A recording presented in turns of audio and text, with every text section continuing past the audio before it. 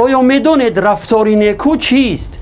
از امام احمد ابن حنبل رحمه الله پرسیدند که حسن خلق یعنی رفتار نیکو چیست؟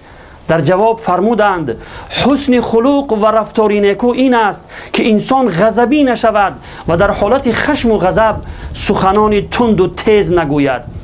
یعنی در حالت خشم و غضب خود را کنترل کرده تواند. اسحاق ابن راهوی رحمه الله می فرماید رفتار نیکو غضبی نشدن و چهره کشاده داشتن و از این قبیل کارهاست.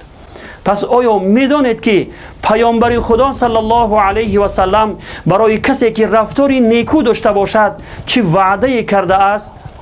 در روایت ابو داود آمده است که پیامبر خدا صلی الله علیه و سلم می فرمایند هر کسی حسن خلق یعنی رفتار نیکو داشته باشد من برایش قصری را در بالاترین جنت کفالت می دهم.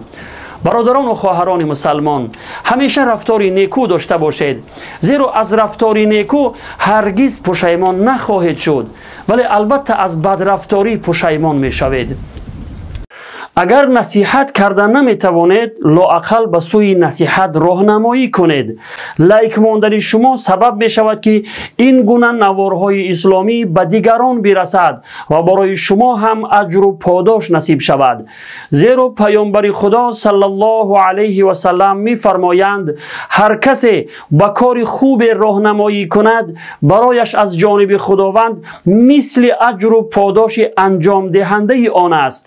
پس در نشر خوبی ها سهم گذار باشید.